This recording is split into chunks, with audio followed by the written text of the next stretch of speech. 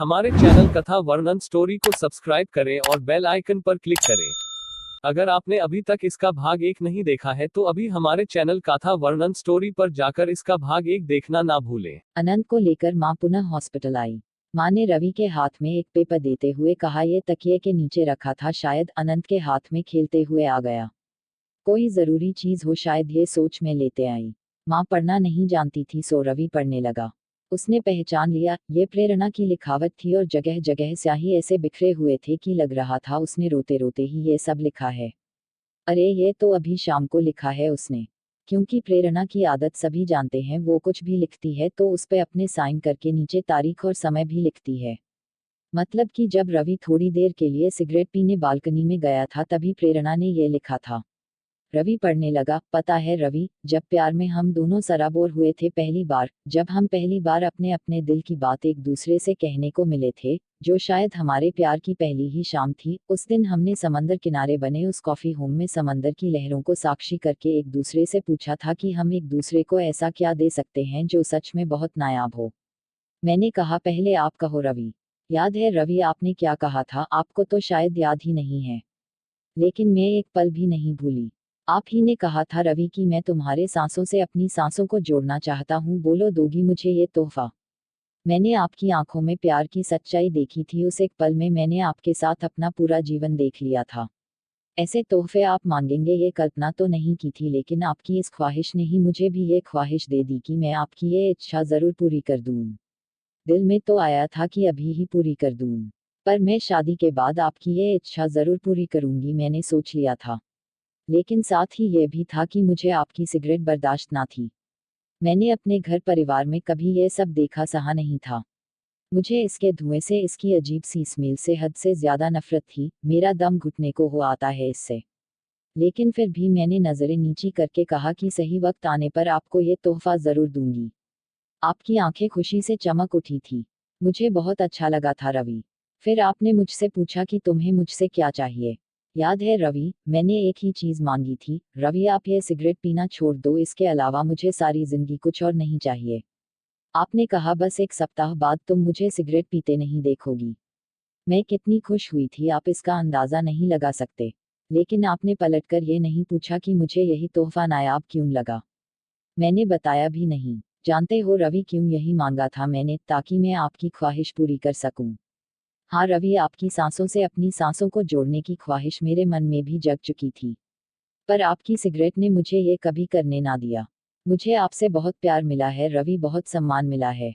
सच है कि आपको जीवनसाथी पाकर मैं इस जहान में खुद को सबसे ज्यादा खुश नसीब पाती हूँ। हमारे प्यार के अनगिनत पल है रवि। हमारी एक दूसरे से नजदीकियां तो शरीर और आत्मा की तरह है रवि। पर बेहद अजीब है ना कि इतने करीब होकर भी वो पल नहीं आ पाया कि मेरा वादा और मेरी एक छोटी सी ख्वाहिश पूरी हो सके। शादी के बाद इन 6 सालों में आपने मेरे लिए बहुत कुछ किया, पर अफसोस मेरी एक छोटी सी ये ख्वाहिश आज भी अधूरी है। कितनी बार मैंने चाहा, मगर हर बार जब भी आपकी सांसों के हमकदम बनना चाहा, हर बार वही सिगरेट की अजीब सी गंध ने मुझे मुंह फेर लेने पे मजबूर किया। लेकिन आपने कभी समझने की कोशिश नहीं की। क्या कोई यकीन कर सकता है रवि कि पति पत्नी होकर, एक बच्चे के माता पिता होकर भी हम एक दूसरे के होठों के स्पर्श को नहीं जानते? लोग हंसेंगे कि ये क्या बकवास है, भला ये 6 साल के दाम्पत्य जीवन में ऐसा पल ना आया हो। मैं कैसे कहूं कि ये हमारे अटूट बंधन, गहरे प्रेम के बीच ये एक दाग की तरह है, मगर सच है। आप नहीं समझोगे रवि, लेकिन मैं अब समझ गई हूँ। आप मुझे भी शायद छोड़ सकते हो, लेकिन सिगरेट को नहीं, कभी नहीं। मैं फिर आज इसलिए लिख रही हूँ रवि, क्योंकि आज हद से ज्यादा दिल मचल गया था और लगा था कि आपने आज तो बहुत देर से सिगरेट नहीं पी है। शायद आज एक बार ही सही मेरी ख्वाहिश पूरी हो जाएगी। लेकिन आज भी आप हाथ छुड़ाकर सिगरेट उठाकर चल दिए। मैं रोना चाहती हूँ चीख कर, पर नहीं रो सकती। शायद हमारे अगाध प्रेम में ये शोभनीय नहीं होगा। मैं बांटना चाहती हूँ अपना ये दर्द, मगर क्या ये किसी से कहना उचित लगेगा? बेहद अपमानित महसूस करने लगी हूँ आपकी सिगरेट के सामने अपने आप को। कोई तरीका नहीं है मेरे पास अपने इस अधूरी ख्वाहिश का दर्द बांटने के लिए, सिवाय इसके कि पन्ने पे उतार कर दिल हल्का कर लूं। जबकि जानती हूँ पहले की ही तरह कुछ देर बाद इसको भी फाड़ कर फेंक दूंगी, पर कोई बात नहीं, दिल तो हल्का हो जाता है। I love you Ravi, love you always. पढ़ते पढ़ते रवि बेहिसाब आंसुओं में डूब गया। उसे आज एहसास हुआ उसके सिगरेट के लत के कारण क्या से क्या हो गया। उसके मन में सारे घटनाक्रम प्रत्यक्ष हो उठे। रवि के सिगरेट लेकर चले जाने के कारण प्रेरणा को आज बहुत ज्यादा बुरा लगा। उसके आंखों से आंसू छलक आए। उसने पेपर पेन उठाया और अपने मन की सारी बात उस कागज पे उड़ेलकर अपने मन को हल्का कर लिया। जब तक रवि सिगरेट खत्म करके कमरे में वापस आने वाला था, प्रेरणा का चेहरा आंसुओं से भीग गया था। वो उठकर मुंह हाथ धोने चली गई। जब वो वॉशरूम से वापस आने लगी, ना जाने कैसे उसका पैर फिसल गया। ये उसकी संतप्त मन की दशा थी, या महज प्रेगनेंसी के कारण उसको चक्कर आया होगा, या कि उसकी जीवन की इतनी ही अवधि तय थी, ये तो परमात्मा को ही पता था, या फिर खुद प्रेरणा को ही। रवि पागलों की तरह डॉक्टर से कह रहा था, मेरी प्रेरणा को बचा लो।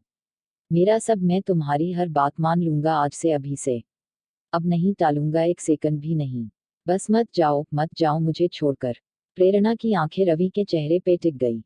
वो बहुत मुश्किल से जरा सा मुस्कुराई और अपने होठों पे एक मासूम सी ख्वाहिश सजाए हमेशा के लिए खामोश हो गई।